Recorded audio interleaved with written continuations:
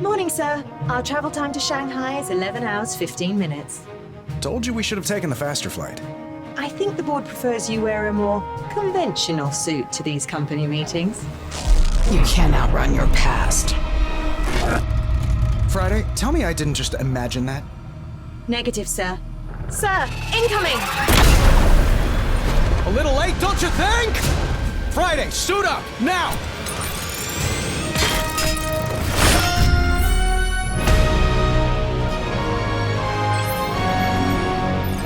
All systems online. Time for the hero thing. Sir, hostiles inbound, 10 o'clock. So much for a hero's welcome. On your right. Any idea who we're up against? You've made your share of enemies, sir. I'll need more time. Above you. That's how it's done. Threat neutralized. Good. I have a plane to catch.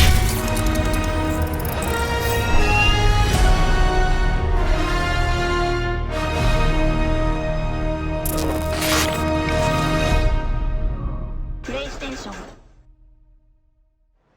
What is up, New York Comic Con?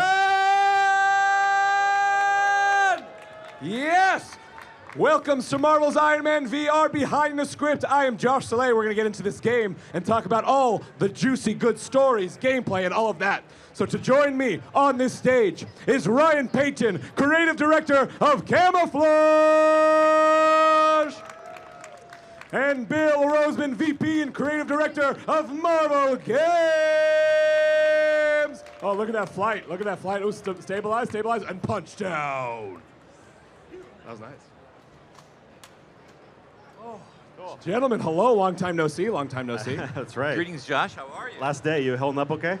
Yeah, doing my best. Doing my best. Too much yelling. I like that T-shirt. On brand. I mean, I like your guys' T-shirt. Hey, twins. We're Yeah. twins. See, those are pretty cool, right? Woo! Ah. All right, so let's start with the basics. Yeah. For those of these fans who don't know Marvel's Iron Man VR, what is Marvel's Iron Man VR?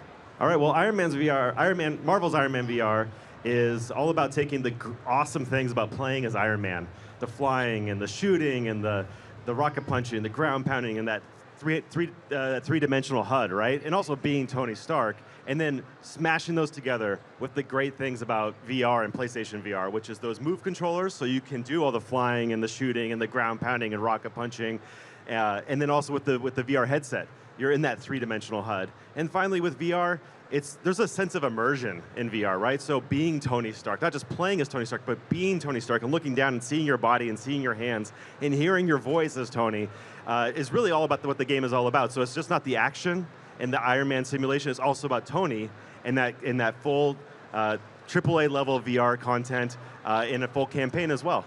Yeah, I mean, simply put, I like to think about it is it's the ultimate wish fulfillment that lets you do what you pretended when we were all 8 and 9 years old, and maybe today, is putting you inside the armor. When you put on the PlayStation VR headset, it is just like putting on Tony Stark's helmet. And yes, and in addition to that, you get to be Tony Stark. You get to be that millionaire inventor playboy. You get to walk around the mansion. You get to go to all these international hot spots. But there's something special about you put on that helmet, and it's the first time you've ever really got to experience having that light up HUD. You've seen it on screen, you've seen it in the comics, but when you put it on and it wraps around your face and you get to fly and blast as Iron Man, you really believe because you are Iron Man. I got to play this game at San Diego, and I got chills when in the beginning where you see all the logos coming up and you're going along the water and you're gliding down. Exactly. The feeling you get, you encapsulated it perfectly. But from the beginning, like, did you just wake up one morning and your team was like, Iron Man, VR, done, we got it? Right. Like, how did you come up with that decision? Yeah, so the way that the game all came about is that through Bill's boss, Jay Young, over at Marvel Games, he met me at E3 and he said, hey, we're interested in Camouflage working on a VR game. In the Marvel Universe, and we said, we're interested. And we came back to the team, and they said, well, but if it could be Iron Man, what could be more perfect for VR than Iron Man as a character, right? So we went back to Jay, and Jay said, hey, thanks but no thanks. Iron Man is our crown jewel for VR, basically. And you guys are good, but you're not to that level that I want you to be at. I'm like, okay, challenge accepted. What would we need to do in order to convince you of that? And he said, well, you're not going to get it, but a great pitch, and then also an amazing, the best prototype I've ever seen of VR for Iron Man. And the team, just like Tony in the cave, their backs against the wall, and they just worked really, really hard on an incredible prototype that in 2 weeks really just communicated what Bill was talking about, that joy of flight, that sense that you are Iron Man, that suit, even if the world was just in gray box, right? We got that sense that players were playing as Tony Stark, even in this rough capacity. So when we took it down, we rented a minivan out of Seattle Airport, drove all the way down to LA with the VR equipment in the back seat. We pitched to Marvel. Thankfully, they loved it, and the rest is history. That's right. That really shows that at Marvel, we love to give opportunities to talent across the board in all our divisions. We have a whole history of saying to someone, if you have the passion and the desire and the love for the characters and the talent, then we will give you that shot. And they took that shot and they hit a home run. And we said, you nailed that wish fulfillment. That number one is, you put it on, do I feel like I'm flying? Do I feel like I'm blasting? And from day one, they killed it, and we said, you got it, go. Well, it was like you were Tony Stark, right? Someone tells you no, and you were like, I'm going to make this. No one's going to stop me. Basically. And it pans out beautifully. And talking about the flight, let's get into the flight mechanics of this game. Sure. You nailed it beautifully. How did you go about doing that? Well, we got really lucky with one of our lead gameplay engineers, Troy Johnson. He just, from that first day, he was in the VR equipment trying to figure out how to make this feel natural. And that's like really the key here, is that just like with Audie's design of the suit, just like with a lot of things about Iron Man, and the things that I love about Iron Man is that it's not just fantasy. There's a lot of science behind the fiction, right? And the way that the flight mechanics work in our game is very physics-based. We're not making up a lot of stuff, and that is like the true secret sauce of the game, is that if we were to kind of simulate or imagine how flying would work in VR and have the player do a lot of stuff that didn't feel natural and wasn't physics-based, your brain would know. Subconsciously, you would actually start feeling not so good, right? But one of the great things about how our game feels so good when you play it is because it all is physics-based. And when Josh was here yesterday talking about it, he was right. He said, wow, the level of minutia that the controls have, he didn't expect with the PlayStation Move controllers. And it's true, like they're all based on proper laws of physics. And speaking of the Impulse armor, we have some lithographs we're going to give out at the end of this panel, so stick around. We got a few of them left over to give out to some fans, because Audie did a fantastic job with that. Yeah. Oh, and just to stress who Audie is and why it's such a big deal. So Audie was the artist who, back in the 90s, drew the Extremis storyline in the Iron Man comic book that Warren Ellis wrote. And really, he was the first one to draw the suit, and when you saw it, you said, oh, it's bold, it's dynamic, it works on the page, but I also understand that there's a man in there, and I understand how the armor works. And so he was the one, actually, that was drafted by the MCU to work on the first Iron Man movie. So he's the one that was a huge inspiration for the MCU. So to have an artist that we love, who has done the comics, who has worked in film, now to come full circle, we love working with him again, and then to help us design the armor, and then create this print, it is an awesome thing, and it just shows you how much the team cares about authenticity, about Marvel and getting it right, and when you can get the actual creators to come on board, that's something special. And let's go into this armor a little bit, even more details. You're now creating an armor for VR. Right. What is that process like? Yeah, so just as Bill was saying, we had that kind of classic inspiration, and Audie helped modernize it, right? But when he's working on the comics, for example, I would imagine that maybe that's where the work would finish. But then the team went and started 3D modeling that suit, and then we put it into VR, and we realized that when players twist their arms around like this, how does it actually function? And some stuff would break. And so then we call back Audie and say, hey, can you change this aspect of it so the players can rotate their arms more properly? Or when they put their chest piece out, like if they pump their chest, it actually flexes properly over here around the clavicles, right? And to Audie's credit, he was not only open and willing to do it, but he was really excited to do it because we were actually stress testing how the suit would work in the real world, right? Yeah, and that's the magic of VR is that everything has to function, it has to work, you have to look down, and as Ryan said, be able to move your arm in any direction, and that was part of the genius of you working with him. He engineered it just like Tony Stark so that it actually functions. Talking about the classic inspiration, when you look back at the 1970s Iron Man suit, so the color language, they were so smart. The red parts were the gauntlets, the chest pieces, the boots. Those were the hard and protective parts. And then the yellow parts, the gold parts of the suit, were the arms and legs, the flexible parts. So they really thought it out. It wasn't just random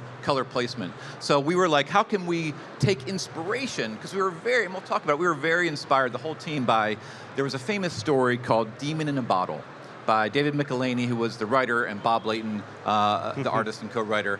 And that was a big inspiration, and that was the suit in that story. So how do we take a suit that was drawn 2D on paper, bring it into the present, make it three-dimensional, and then make it work in VR is quite the challenge. Absolutely. And thankfully, the team at Camouflage, the developers, we were up to the challenge, but only to a certain point because our team was trying to figure out on our own and working with Bill and working with Tim, and to a certain level, we got like it kind of blur your eyes. You can kind of see a lot of the similarities, but it wasn't until Audie came in there and then really added his design background to really flush it out and make it a really clean and powerful looking suit that we're calling the Impulse Armor. What I also love is the team was very much inspired by Italian sport cars. Oh, that's right. Because everything that Tony makes, it's going to work, it's going to be excellent, but it's going to look good. So there was a ton of pictures. I remember the whole mood board of these cars. So when you actually look at the chest, that whole chest piece is very much like the hood of a car. That was a lot of the inspiration. Everything is streamlined, everything is beautiful, everything is functional, but it's sexy as heck. And one last point on it is if you see like the black, kind of like these kind of rubber parts here. Yeah. This is specifically to allow players to stretch their arms out, and also each player has different body types, and so that's where a lot of the elasticity comes from for the players to kind of fill the suit in as they will. If they're 4.5 feet tall, if they're 6.5 feet tall, it doesn't matter. Players get to first time get to be in PSVR in the Iron Man armor, the first time ever. Yeah. How do players get to make it unique to themselves? Well, yeah. So a big part of being, of creating an Iron Man VR game is the Tony Stark experience and the fact that he's an inventor, genius inventor, and giving players access to that garage, right? So very early on in the game, we have players kind of roam around the mansion and eventually get access to the garage, and that's where they can see the suit in third person, right? And that was another challenge we had to face trying to do storytelling for an Iron Man VR game. Is that by virtue of it being VR, in most cases, you are in first person. So you don't actually get to see the full armor that often, right? So we felt like for the game, the garage was that really important opportunity for players to see all the work that they've done to customize the suit, to change their decos, to add and swap different weapon types, draw different augments, and then see their work before they start taking it on and playing it in first person. Right. I mean, that's what's so unique about VR and about the game is that, in most games, you're in the field, you're fighting, you're doing all that action. What I love about this is in addition to that, as you say, you get to walk around the Malibu mansion, you get to go into his garage, and there's so much storytelling through visual things. Everything was thought about. What's framed? What's on the walls? What's on his desk? What are all these items that you can interact with and look at? And the team did an awesome job of really applying thought to that, and it's all specific to Tony. It's all Easter eggs. It's all storytelling. So that's another fun aspect of just being Tony Stark and walking around this space and touching things and looking at things. Exactly. One thing you mentioned, Ryan, is you are the camera. It's not a third-person camera behind you. You are the camera. You are doing the storyline. So how did you just make all these decisions for this truly immersive experience? 80 years of Marvel history. Yeah, I think a big part of it was because you are the camera, because you are the hero in this VR experience, we knew that we couldn't have these big epic set pieces, these third-person CG cinematics where lots of action's happening, where you got lots of enemies and lots of supervillains on the screen. We really felt because it's VR, because you are the hero, we wanted to tell a more intimate story. So we do have a more limited set of supervillains, and that's supervillains. We've only really talked about one, but also it's making sure that even though the scale of the game is quite epic, is that we want to make sure it's a very personal story to Tony, and that the interactions you have with our supervillains are very up close and personal as well. Yeah, I mean, I really like that we focused on the foes, that we really dig deep into that relationship between Tony and Ghost, and really focus on that, and really showcase why Ghost is one of the greatest Iron Man villains of all time. And even though you say, I mean, I think there are moments when you talk about filling the screen with a ton of villains, but there are moments when you're flying and those drones are around you. Like when you're at the helicarrier and the drones are everywhere, you're trying to it's freaking crazy. and you're trying to save the plane, and they're all around. It really shows you how difficult. It's like everyone thinks, oh, it should be easy to be Iron Man. You're in your armor and you're just shooting, but it's just because you're in the armor doesn't mean everything's going to happen automatically. You have to make choices. You have to aim. You have to make it happen. So the armor is just as good as the person inside it. And so that's where the player comes in. How are you as Iron Man? What are you going to do to your suit? How are you going to upgrade it? It's so cool on the gauntlets. There's many things you can swap out. There's all sorts of missiles and bombs that you can pick that give you different offensive and defensive capabilities. And it's up to you to decide how are you going to play. What's your Iron Man? Right. And how are you going to can use those things? Because they don't just go automatically. You have to decide when to fire. At the moment, where you're going to aim, all that. Oh, hey, can I borrow your mic to do a demonstration here? One of the really cool things that the team came up with was using the PlayStation Move controls.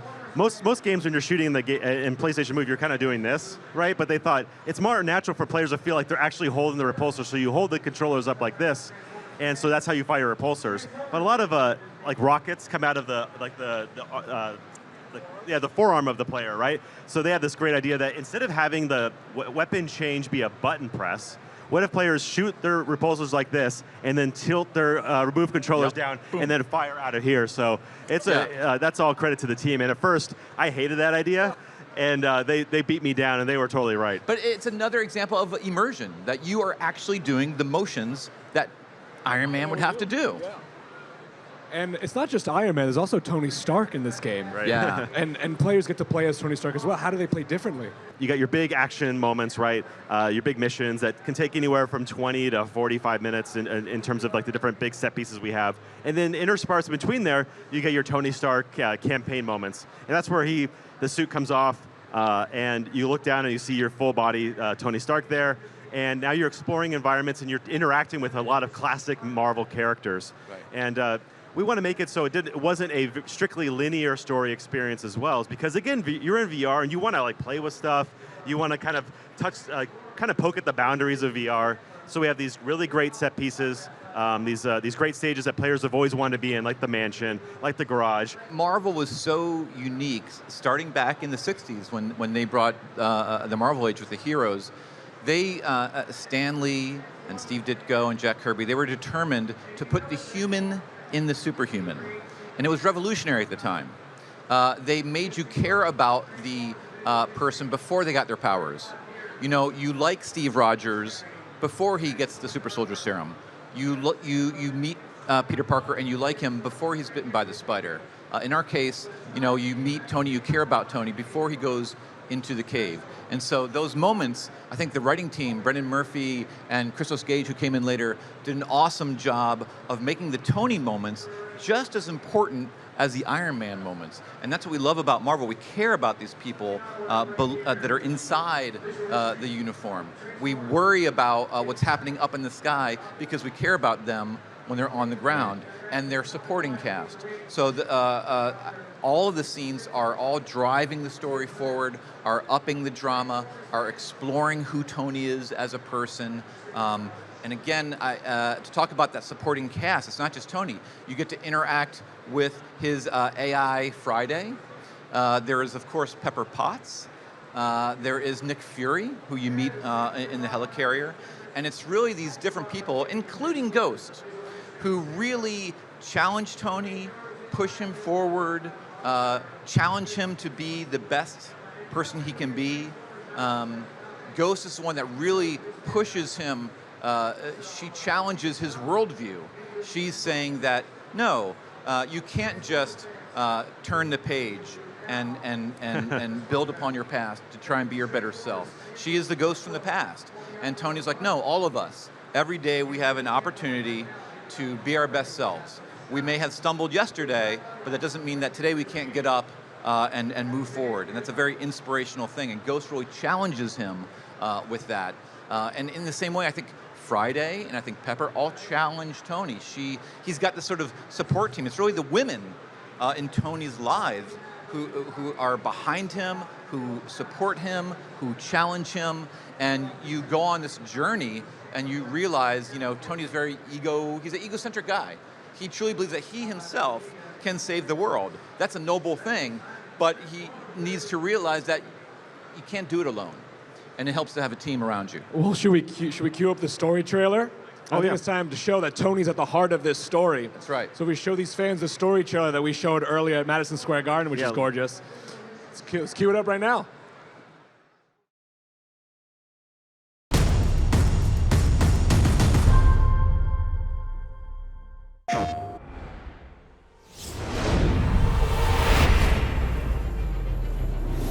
I used to wonder how you did it. Lived in this empire built on pain and suffering. More than a dozen people are dead after a missile attack involving Stark Industries. Why'd you stop selling weapons, Tony? I needed to sleep better. Start drones incoming on an intercept course. I told you your old weapons would be the death of you, Stark. Love what they did with the place. Friday, you get a feeling we're not alone? And you are? A ghost from your past. In death, victims have power. I speak for them. And we say, don't atone for your sins. Die for them.